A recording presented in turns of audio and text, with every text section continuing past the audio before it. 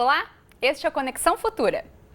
A universalização do acesso ao abastecimento de água, esgotamento sanitário, limpeza urbana e manejo dos resíduos sólidos para garantir a saúde pública e a proteção do meio ambiente. Está tudo na Lei 11.445, de 5 de janeiro de 2007, que estabelece as diretrizes nacionais para o saneamento básico. Depois de 10 anos de aprovação da lei, tivemos avanços. Em 2015, com 68 milhões de domicílios no Brasil, segundo a Pesquisa Nacional por Amostra de Domicílios, a cobertura de abastecimento de água passou dos 85%.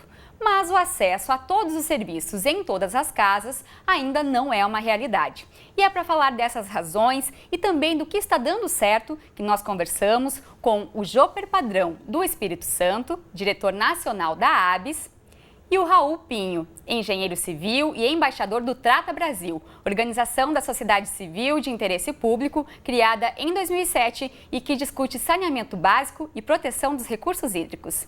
Pessoal, obrigado por aceitar o nosso convite. Queria saber, Joper, posteriormente Raul, o que deu certo com a aprovação dessa lei? Obrigado pelo convite, Gabriela. Bom estar aqui com os nossos espectadores do Conexão Brasil, Conexão Futura. Gabriela, a lei tem sua importância, sem dúvida alguma. Em janeiro agora completa 10 anos e o fato dela ter sido promulgada 10 anos atrás nos proporcionou uma série de avanços inquestionáveis. Mas o que vemos hoje é que esses avanços foram tímidos. E uma das razões pelas quais eles assim se apresentam é pelo fato de que este assunto não é um assunto que diga respeito apenas aos governantes ou às autoridades ou aos políticos, mas um assunto que deve permear toda a sociedade porque todos nós somos nele interessados. E certamente esse é um dos passos que nos falta dar e não é a lei quem vai nos proporcionar ele, que é a questão da consciência do cidadão. A atitude de cada um de nós, a ação de cada um de nós é que fará a diferença e fará principalmente com que esses números se apresentem em breve mais favoráveis do que se apresentaram nesses últimos 10 anos. Raul. Eu agradeço o convite, parabenizo a iniciativa do Canal Futura de colocar em discussão essa agenda que nos envergonha, né, pelos níveis de atendimento que nós temos como cidadãos. A lei ela foi uma conquista do setor, ela tramitou durante 20 anos no Congresso, foi aprovada. De início, houve uma grande, digamos assim, expectativa de todo o setor desse avanço que se esperava, não tão tímido como foi mencionado nesses 10 anos, que nós não chegamos nem a 1% de avanço por ano. Então, falta, eu acho que uma vontade política de fazer, falta a população cobrar esse direito, que é constitucional, falta, quando é a questão de educação, acho que ter um programa nas escolas, desde o início, conscientizando para o uso racional da água, para a necessidade de, por exemplo, se fazer as conexões domiciliares nas redes de esgoto, que às vezes estão presentes e não são utilizadas. Há todo um preparo que falta, porque basicamente um grande problema que a gente enxerga é que o saneamento ele é considerado pelos nossos governantes e encarado pelos governos como obra, quando na realidade não é. É uma prestação de serviço. Então, quando a gente vê programas como o PAC, que foi que criou uma grande expectativa, mas hoje vem aí, infelizmente, patinando pelas crises que a gente vem enfrentando, quando a gente vê um programa, uma exigência da lei, que é o planejamento, os planos de saneamento, né, que de início a expectativa era que em 2010 estivessem todos prontos, sistematicamente esses prazos vêm sendo prorrogados, agora já está em 2017. Enfim, nós somos todos culpados. Agora, eu acho que a culpa maior, evidentemente, são dos governos, que não têm foco de longo prazo. Nós precisamos, no saneamento para universalizar, de acordo com os dados do Ministério da Cidade e estudos do Trata Brasil, da ABS, precisamos aí, o próprio PlanSab, né, que é o Plano Nacional, previa investimento de 300 bilhões até 2033. A gente está muito longe disso. Inclusive, a própria CNI também fez um estudo justamente em relação, né, ao plano nacional, e aí mostra que para conseguir cumprir o plano, a gente tem mais que dobrar o ritmo das obras, né? A gente está com 21 anos de atraso, conforme esse estudo da CNI. Isso no mínimo, um motivo para a gente discutir seriamente a questão dessas diferentes políticas, né? A gente tem uma lei, aí aprovado o plano que prevê um aporte de recursos forte, né? Mas por que a dificuldade da convergência e a efetividade dessas políticas? Nós da ABS acabamos de completar 50 anos agora de atividade e acompanhamos todo esse processo, não como espectadores, mas como protagonistas desde sempre. Isso porque nós estávamos presentes quando os primeiros planos no Brasil, quando ainda chamávamos de BNH, o órgão motivador, o órgão de incentivo, de estímulo aos investimentos nas questões de saneamento, por exemplo, tinha seu papel importante na sociedade. Eu, por exemplo, minha formação, eu sou economista, sabe, Gabriela, mas eu prefiro não lidar com números ou com valores de investimentos. Porque se nós observarmos do passado para agora, o que nós vamos ver é que não só na questão do saneamento básico, não só na questão do abastecimento de água, do esgotamento sanitário, da drenagem urbana, da limpeza urbana com os resíduos sólidos, não só nesses particulares, nós estamos patinando. Se formos levar em conta outros aspectos de desenvolvimento social, como, por exemplo, a habitação, estamos no mesmo ritmo. Isso quer dizer de que a questão não é uma questão de cifras, na minha forma de ver, não é uma questão de números, mas é, acima de tudo, uma questão de consciência. E, nesse particular, eu vejo que nós estamos dando avanços tímidos, e eu sou uma prova disso, quando há 25 anos atrás eu apresentei um trabalho a um congresso de engenharia sanitária, falando sobre um hábito insólito que eu tinha, que era de beber água filtrada em restaurantes no Brasil. Por onde eu ia, pedi água filtrada e colecionei uma série de situações que me levaram a escrever esse trabalho por cômicas que eram. Hoje, por exemplo, aqui no estado do Rio de Janeiro, há uma lei que me permite, como ontem, sentar num restaurante de bom nível e dizer ao garçom, eu quero ser servido de água filtrada. E o garçom, sem questionar, me trazer um copo de água filtrada. Um pouco contra gosto, mas pelo menos fazer o seu trabalho. Ele não tem consciência do que ele está fazendo. Para ele está servindo um copo de água filtrada. Eu tenho consciência de que eu estou ali naquele momento fazendo uso de algo que é positivo para a minha saúde antes de tudo. E é esse nível de consciência que nós precisamos adotar. Mas veja, este episódio levaram 25 anos para que um hábito insólito se transformasse num estado da federação, isso não é em todos os estados, um hábito comum e respeitado por parte do cidadão. Tem também o lado de que a intermitência, né, a má prestação de serviço, na maioria dos nossos estados, tem exceções, evidentemente, isso tudo dificulta também uma maior participação da população. Quer dizer, na hora que um prefeito ou uma companhia estadual faz uma rede de esgoto e a população resiste em fazer a conexão, isso existe, inclusive aqui no nosso estado, com todos eles, isso também é parte de um processo de que o serviço ele não é prestado de uma forma adequada. E de longo prazo, eu volto a insistir, eu acho que o problema do saneamento nosso não é de lei, nós temos todas as leis que você possa imaginar. Tem tudo aí, é só seguir lá o figurino que vai dar certo. Somos um dos países que mais cria leis, né? Lei não é problema. O que precisa é cumprir essa legislação e ter visão de longo prazo, que infelizmente o nosso governo não tem. Você vê um caso específico aqui no Rio de Janeiro, a questão das Olimpíadas, né?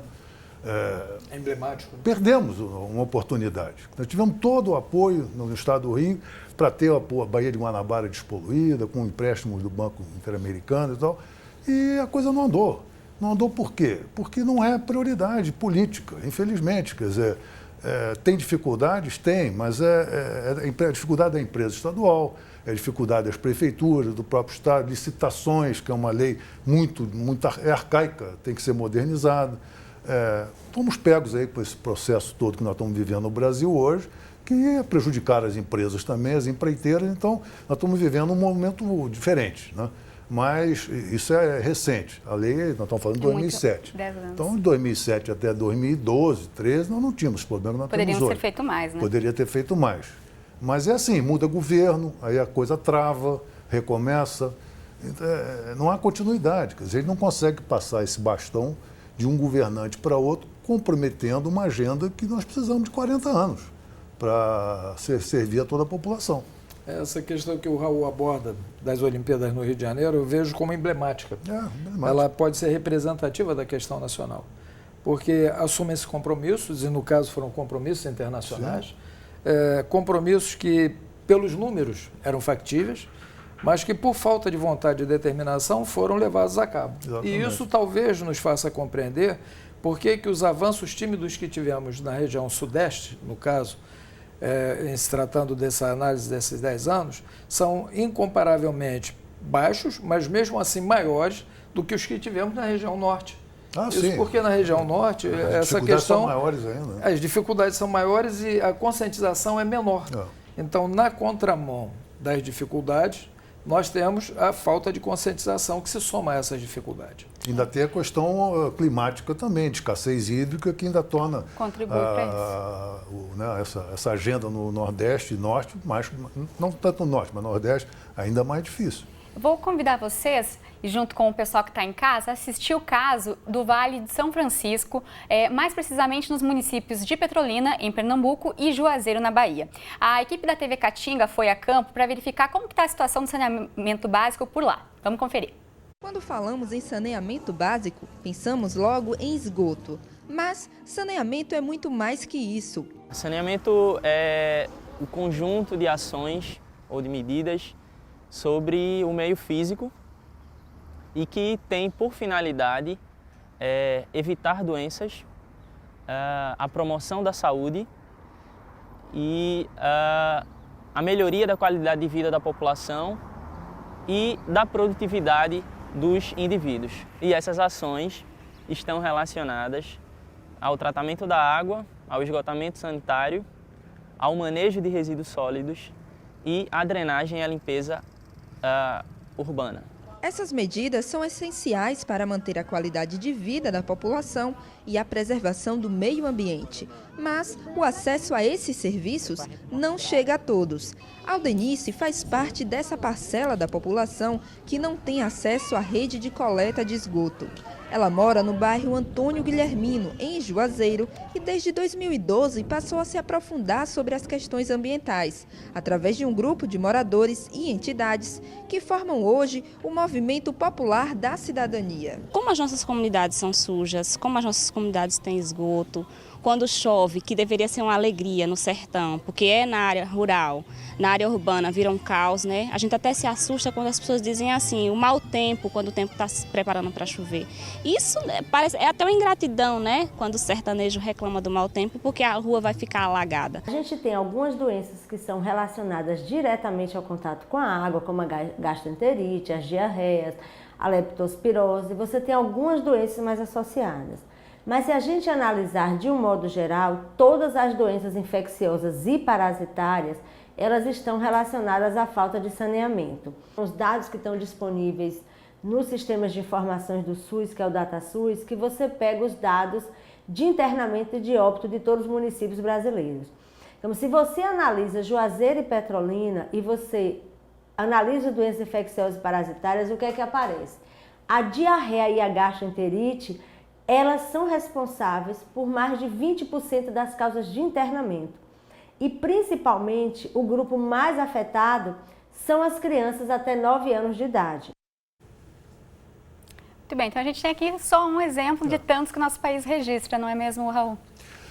Isso aí. O Instituto tem vários estudos, né, que demonstram o impacto, né, negativo da falta de saneamento na questão da saúde, como foi falado aí. Nós estamos vivendo agora novamente a febre amarela, né? Então, isso tudo é resultado de falta de esgoto tratado, a questão da drenagem, que não é absolutamente abordada. A gente fala muito de saneamento, a gente foca mais água e esgoto, né? Drenagem, ninguém trata. E resíduo sólido, um pouquinho, trata mais um pouquinho. Agora, são serviços, água e esgoto você cobra tarifa, então tem uma receita. Drenagem é só imposto, né? Esse imposto é o mesmo que dá dinheiro para a saúde, dá dinheiro para a segurança e tal, então não é suficiente para fazer a drenagem. Então fica essas cidades com esses problemas que a gente vê aí. E resíduo sólido. Então, o impacto negativo na educação, na saúde, no trabalho, na renda, na arrecadação fiscal, isso já está mais do que provado. Então, é muito sério esse cenário para o Brasil e a gente não vê uma perspectiva de solução de curto prazo. Quer dizer, o sinalzinho melhor que a gente tem hoje aí é esse programa do governo federal, que eu vejo do PPI, com o envolvimento do BNDES, que se propõe a estudar modelos para os estados que quiserem ser ajudados, né, para resolver esse problema.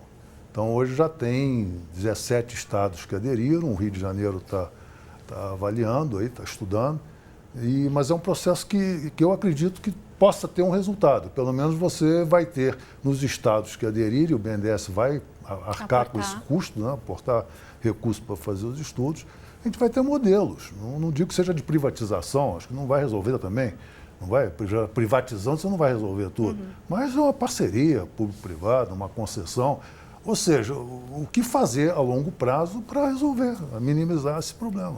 Enquanto o PP ainda não sai do papel, o próprio Instituto Trata já vem fazendo levantamentos ao longo do tempo, mostrando algumas iniciativas positivas, né, que temos aí no Brasil. Justamente numa outra ponta, né, diferente aí do que a gente viu na reportagem, nós temos o estado do Paraná, que tem 5 cidades no ranking do Instituto Trata Brasil, das 20 cidades com o melhor saneamento. São as cidades de Curitiba, Foz do Iguaçu, Londrina, Maringá e Ponta Grossa. E para explicar para a gente mais sobre o trabalho que está sendo feito por lá, a gente vai conversar com o Mounir Shawishi, o presidente da Companhia de Saneamento do Paraná. Tudo bem, Mounir? Tudo bem, Gabriela. Tudo bem, amigos? Satisfação conversar com vocês. Boa tarde. Prazer é nosso. Mounir, por que o Paraná se tornou aí referência nos últimos anos quando a gente fala na infraestrutura que envolve o saneamento básico? Bom, primeiro é importante trazer a questão da gestão da empresa. Primeiro ponto, qualificação dos profissionais. A Sanepar investe, tem investido ao longo dos anos na qualificação, nós temos profissionais muito bem preparados. O segundo ponto é a gestão pautada do planejamento, que hoje nós trabalhamos com planejamento plurianual de 5 anos, um acompanhamento muito refinado das metas e objetivos para o seu atingimento. Várias ações dentro de um programa de qualidade, inclusive temos aí ganho muitos prêmios do PNQS e outras premiações, como transparência e gestão financeira. Mas foi colocado um ponto por vocês, colegas, que é fundamental, que eu entendo. Saneamento tem que ser encarado como política pública de governo e tem que ter o apadrinhamento de governo, mesmo com participação da iniciativa privada. E o diferencial da Sanepar é justamente esse apadrinhamento, esse entendimento político pelo governador Beto Richa, quando assumiu lá em 2011, ele entendeu que deveria colocar saneamento como sua política de governo e prioridade. A partir dali, um ponto fundamental, que nós não podemos, mesmo sendo política pública, trabalhar com tarifas reais, adequadas à capacidade de desenvolvimento da empresa, principalmente com uma gestão que seja viável no seu dia a dia, a investimentos. A Sanepar, a partir de 2011, com a busca de um reequilíbrio tarifário, mesmo com medida que, como a gente sempre coloca, o governador Beto Richa, impopular, mas responsável no saneamento.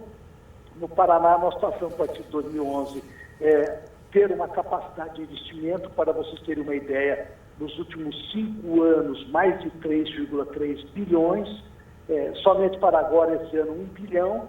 Esses investimentos fizeram que, na questão da água, hoje nós temos uma condição de 100% universalizado, quer dizer, o atendimento pleno no abastecimento de água, e com investimentos para a questão preventiva, duplicação da capacidade de captação, tratamento, distribuição, reservação, para que, no caso de uma crise hídrica, como nós vimos em vários estados, estamos vendo hoje em Brasília. No Paraná, nós estamos nos preparando na questão da água, de ter essa margem, essa folga para enfrentarmos esse problema. Então, na questão da água, estamos bem resolvidos. Munir, e eu queria te perguntar... coleta e tratamento de esgoto, para vocês terem uma ideia, nós já estamos com 71% nas 20 maiores cidades, que representam 50% dos 10,5 milhões de paranaenses que atendemos. Nós estamos acima de 80%, em muitas cidades acima de 90%. Quer dizer, um índice de primeiro mundo, realmente, na parte de coleta e tratamento de esgoto, que é o maior desafio, eu arrisco dizer, na questão do saneamento, por questão, principalmente, como foi colocado aí, de saúde. E nós estamos com uma meta, temos feito nos últimos 5 anos, estamos com meta para os próximos 5 anos, um crescimento mínimo de 2% ao ano nesse índice, buscando também na coleta também de esgoto, num curto espaço de tempo, a universalização. Munir, eu queria te perguntar rapidamente, peço perdão, mas eu gostaria de perguntar rapidamente, que o nosso tempo, infelizmente, já está começando a esgotar, de forma bastante breve, como que vocês envolvem a comunidade na questão do planejamento do saneamento básico?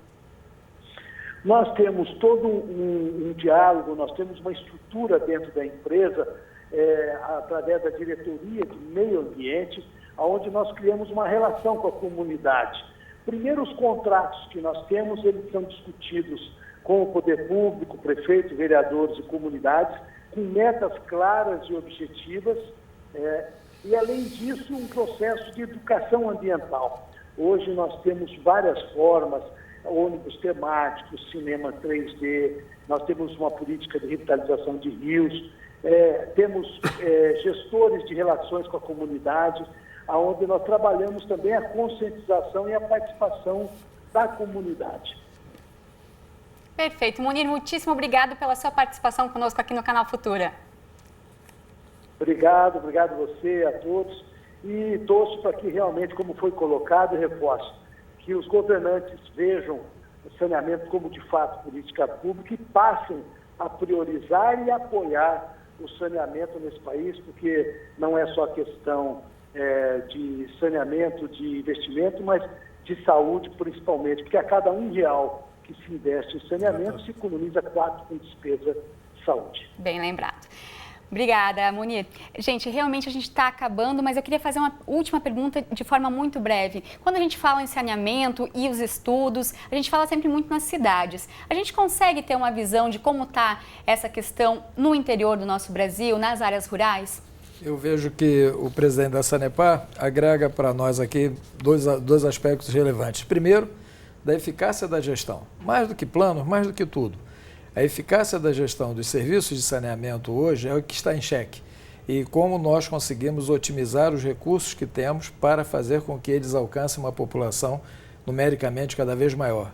Segundo, a questão da qualidade dos serviços diante do aspecto da saúde, como ação preventiva de saúde. Para isso, nós, por exemplo, da ABS, estamos investindo bastante em programas de qualificação e requalificação de pessoal para o setor, criando agora a Uniabs, a Universidade da ABS, colocando à disposição de toda a sociedade por meio virtual. Bacana. E também ênfase para o Programa Nacional da Qualidade, que o presidente Munir menciona, como um aspecto relevante para incentivar com que a eficácia nos serviços seja alcançada. A Sanepar me parece ser um exemplo interessante de como a intervenção do Estado pode ser eficaz, que é o que se busca, a eficácia dos serviços e da gestão desses serviços. Raul, nesse sentido, e como a gente também pode entender aquele morador que está na zona rural, né, não só nos grandes centros. A questão rural, ela tal coisa, é mais complicada ainda porque está distante, então os investimentos seriam muito maiores.